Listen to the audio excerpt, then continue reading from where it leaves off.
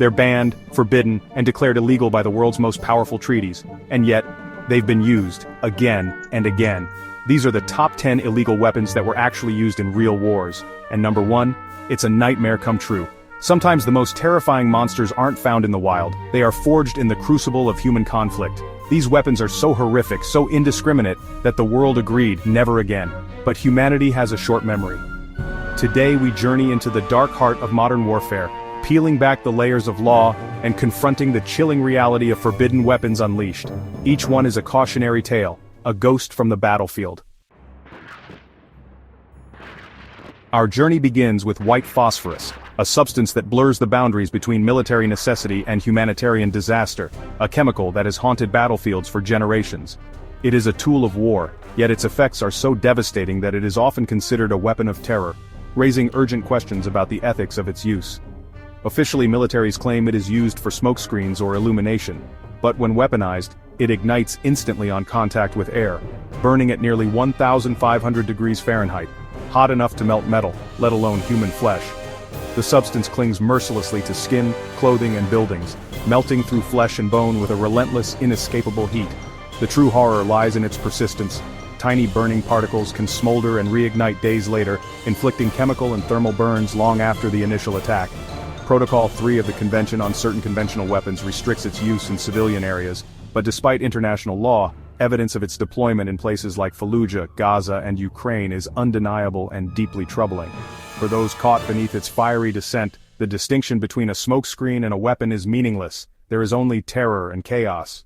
For civilians, it is terror incarnate, a weapon that dissolves, not just destroys, leaving behind trauma and devastation that lingers for years.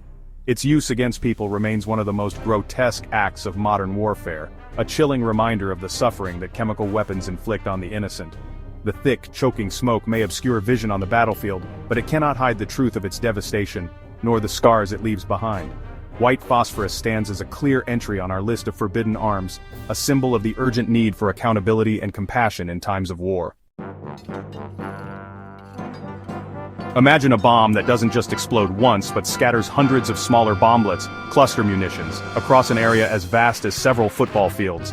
Each bomblet is a tiny, deadly package, designed to maximize destruction over a wide space in seconds. The real danger isn't just the initial explosion, but what's left behind, undetonated bomblets that become hidden landmines lurking in fields, forests, and even playgrounds, waiting for an unlucky step. These silent killers don't distinguish between a soldier's boot and a child's foot. They can lie dormant for years, sometimes decades, before being triggered by the innocent touch of a farmer, a child, or a passing animal. In 2008, over 100 countries signed the Convention on Cluster Munitions, pledging to ban their use and production. Yet major military powers like the US, Russia, and China have refused to join, keeping these weapons in their arsenals. Cluster munitions have been used in conflicts from Syria and Yemen to Libya and Ukraine, turning once safe homes and fertile fields into danger zones that threaten lives for generations to come. Demining is painstaking and perilous work. Each bomblet must be found and disarmed by hand, with every step carrying the risk of sudden, fatal violence, a process that can take years or even decades to complete. Cluster bombs are the lethal litter of war, a toxic legacy that leaves behind not just physical scars, but a perpetual sense of fear and uncertainty. The world has tried to ban them, but in many places those efforts have failed, leaving communities to live with the deadly consequences. Chemical weapons designed not just to kill but to terrorize. Sarin, a nerve agent, is colorless, odorless, and fatal in tiny amounts. It attacks the nervous system, causing convulsions, paralysis, and death by asphyxiation. The 1993 Chemical Weapons Convention banned these agents, but the chains were not strong enough. Sarin returned in the Syrian civil war, with attacks in Ghouta and Khan Sheikhoun killing hundreds, many as they slept. These attacks defied international law and shocked the world. For some regimes, no line is too sacred to cross. Using sarin is not just a treaty violation, it's a crime against humanity. It turns the very act of breathing into a fatal mistake. The anti-personnel landmine, patient, indiscriminate, and deadly for decades after war's end. Its victims are rarely soldiers, but civilians, farmers, women, and children. Some, like the butterfly mine, are designed to look like toys, scattered with no record of their location. The 1997 Ottawa Treaty banned landmines, with over 160 nations signing on, but major powers remain outside. Landmines are still used in conflicts from Myanmar to Ukraine, creating new victims every year. Demining is slow, dangerous and costly. One deminer is killed or injured for every 5,000 mines cleared.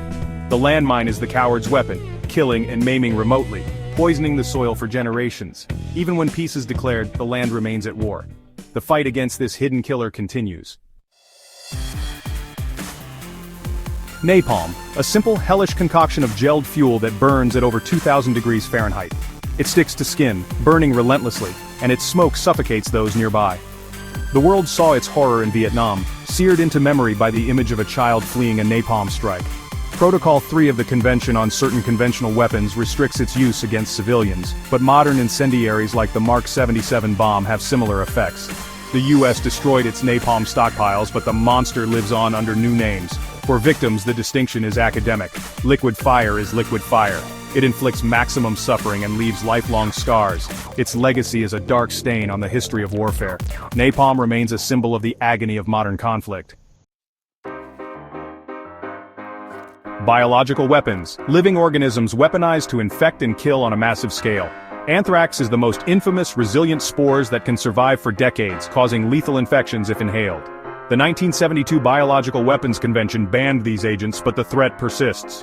The 2001 anthrax attacks in the US showed how a handful of powder could paralyze a nation with fear. Defense is difficult. An attack might not be recognized until it's too late. The fear of invisible contagion is primal and powerful. The BWC was a noble attempt to ban these weapons, but the knowledge persists. Biological weapons are a constant lurking threat in the shadows of global security. The genie is out of the bottle. Blinding laser weapons, designed not to kill, but to inflict permanent blindness. The prospect of mass, deliberate blinding was seen as exceptionally cruel. In 1995, Protocol 4 of the Convention on Certain Conventional Weapons banned these weapons outright. It was a rare, proactive move, humanity stepping back from a dark path. The treaty made clear, the eyes of a soldier are not a legitimate target. While the protocol has prevented widespread deployment, the technology still exists. High-powered lasers remain on the battlefield, and accidental blinding is still a risk. This ban stands as a testament to the idea that even in war there are limits. Mustard gas, World War I's most infamous chemical weapon. A blistering agent with delayed effects, it causes massive blisters, blindness, and slow, agonizing death. Its first large-scale use at Ypres in 1917 unleashed terror on the Western Front.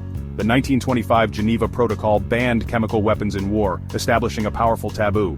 But the monster survived.